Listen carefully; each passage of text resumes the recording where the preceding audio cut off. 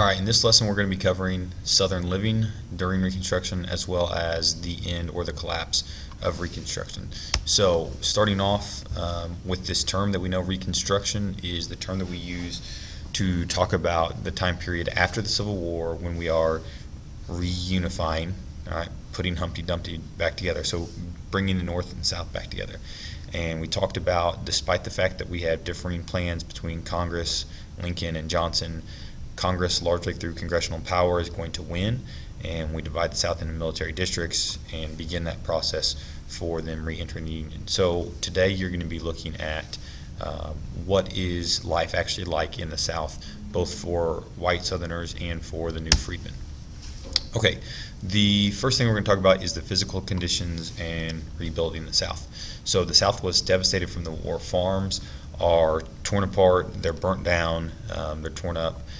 Buildings and industry, railroads were mangled, roads were left untouched, buildings are burnt down, and then the population, a huge portion of the male population is wiped out from the Civil War. So that's taking out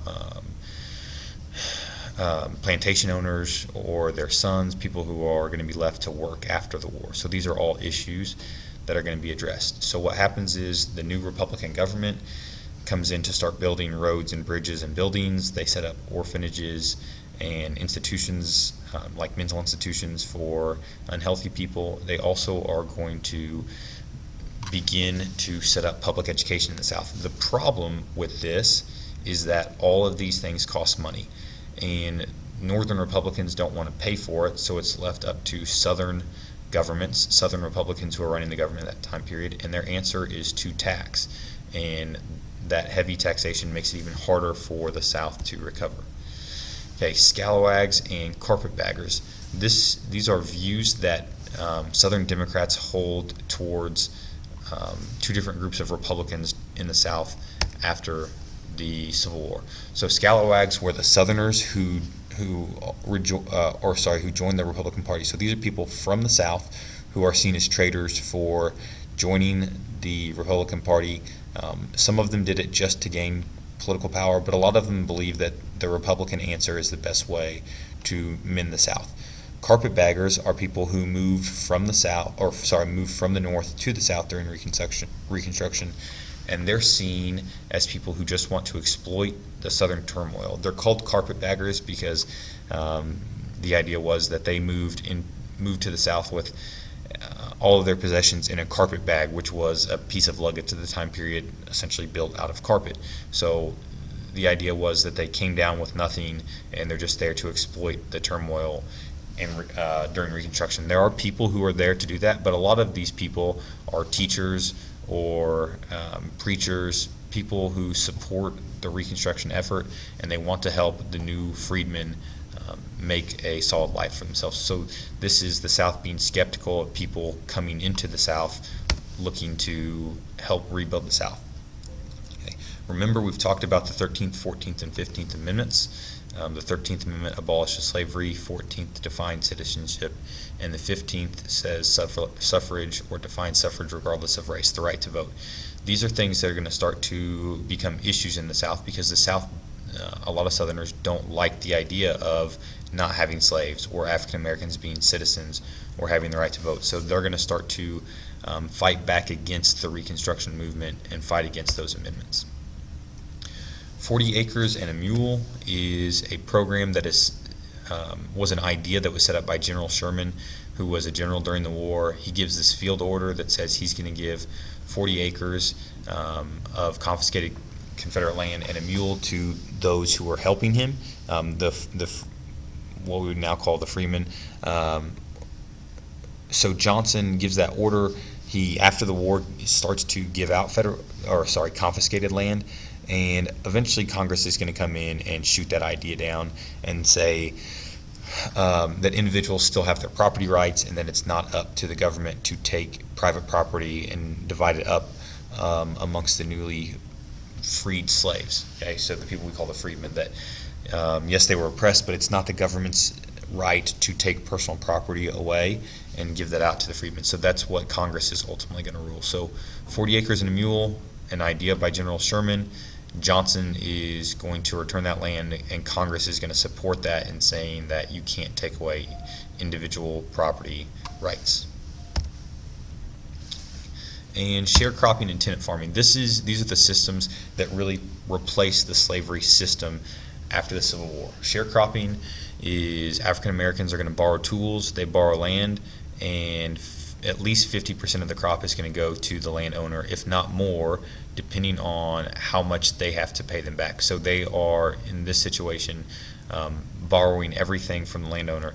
The problem with this is that whatever the crop yields, their landowner is getting at least 50%, if not more of it, and so it becomes difficult for them to ever make money off of it. All they're ever doing is paying off their debt. In tenant farming, the idea would be that the freedmen would own the tools, they would rent the land, and they would get to keep all the crops. So in this situation, instead of borrowing the land, they pay money up front to rent the land, and then they get to keep the entire profit. In reality, most of the people didn't own the tools to do this. They borrowed the tools or rented them at high interest rates. And so these two systems, sharecropping and tenant farming, set up a system where African Americans cannot get out of debt to the white landowners. Again, sharecropping, they're borrowing the tools and the land. They're also borrowing, well, I already said they're borrowing the land and the tools. Let me stop for just a second. All right, so yeah, like I was saying, in this system, they're paying back 50%. In sharecropping, they're paying back 50%. Between the borrowed tools and the borrowed land, they're never making enough money to save up to buy their own tools or their own land. And in the event that they did own their own tools or they could rent the land, they still were not making enough to usually buy their own land. So they're stuck in a situation where they're constantly at the mercy of the former people who used to enslave them. Okay, Reconstruction is going to come to an end. The collapse of Reconstruction. So what causes this division in our country to come to an end where we can move on and progress? One is Southern opposition. So white Southerners, through groups like the KKK or through pressure or politics, are going to push against Reconstruction until it kind of fades away. So we know about the KKK. They use violence and intimidation to push against the ideas of Reconstruction. You also have economic pressure. So white Southerners would destroy black Southerners' property. We just talked about sharecropping and how they used that to set up a system that was as close to slavery as possible. And then they also, through the political system, are going to do everything they can to keep the freedmen from voting. Okay. At the same time, you have changing politics. So during the beginning of Reconstruction, Southern governments are run by Republicans. As time goes on, Democrats are going to gain power. Eventually, the former Confederates get the right to vote and hold office, which had been taken away from them by the 14th Amendment. And the Freedmen's Bureau is going to expire, which was the thing that was doing the program set up to help the former slaves kind of get a solid footing. So we have opposition from white supremacist groups. You have opposition in the form of destruction of property, difficult systems. You also have a Democratic Party that's rising and taking away rights. Okay. The Republican government the Republican Party is kind of falling apart at this time period. Grant's administration, President Grant, after Johnson, is corrupt. His administration is corrupt. People start to lose faith in the Republican Party. Grant doesn't have previous political experience, so people that are underneath him are taking bribes. They're embezzling money from the government, and Grant doesn't have the political ability to kind of deal with it. So this corruption, bribery, embezzlement is destroying the Republican Party, and it is going to help the Democrats regain control of the South. Let's go back real fast. We have economic trouble at this time period, which is going to take attention away from Reconstruction and put everybody's attention towards how we're going to deal with our economic troubles. You have this guy Jay Cook, who is a banker. He gives out a bunch of money in railroad loans. He doesn't get investors to back him up, and so he has a huge banking system. His banking system collapses. So he goes into bankruptcy. It causes other smaller banks to collapse, and everybody panics. At the same time, we have a dispute over currency. During the Civil War, the government was printing greenbacks, and that was just printed money. So a lot of Northerners want to go back to what's called the gold standard at the time period, where Westerners and Southerners like the idea of what we call easy money, or these greenbacks that the government can just print. That debate is going to be something that takes away attention from Reconstruction. So financial crisis, the debate over should our money be backed by gold or should we just print it? These things are things that are taking attention away from Reconstruction. Support's going to fade for Reconstruction largely because the Supreme Court is going to come in and start undermining the 14th and 15th Amendments. In the Slaughterhouse case, the Supreme Court says that citizenship is really a state thing, and so the 14th Amendment applied to the right for people to be able to travel between states. But most of your rights, they say, come from the state government and not the federal government, so it's not for the federal government to protect. In U.S. v. Cruikshank, they say that the federal government can't punish individual whites for oppressing African Americans or not giving them their rights. And then in the U.S. v. Reese, they say that the 15th Amendment doesn't guarantee African Americans the right to vote. It only says the reasons why they can't be denied suffrage. So it says they can't deny them the right to vote based on race, but they can be denied the right to vote based on other things. Northerners, again, are turning their attention to other issues and not Reconstruction, and so we are slowly fading away from Reconstruction. And then what's finally going to end it is going to be this political compromise. So in 1876, you have Republican Rutherford B. Hayes running against Democratic Senator from New York, Samuel Tilden. Tilden wins the popular vote, but he is one vote shy of the votes in the Electoral College. So what comes out of this is the Compromise of 1877. Hayes was the Republican candidate. He loses the popular vote.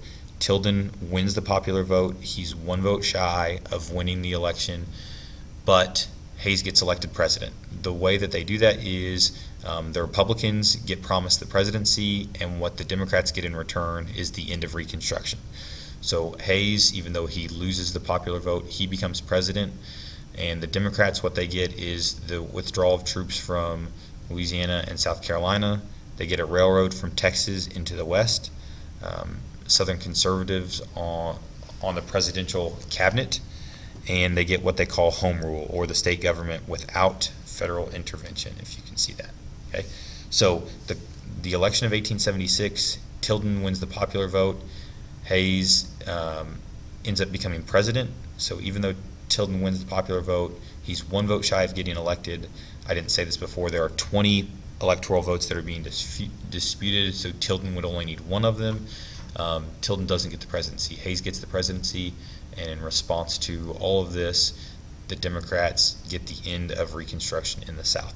So that is your information about life, Southern life for white and the freedmen, for white citizens and freedmen during Reconstruction, as well as the pressures and the compromise that are going to bring Reconstruction to an end. So in class, you will continue to work on your Reconstruction project, and we will finish those up this week.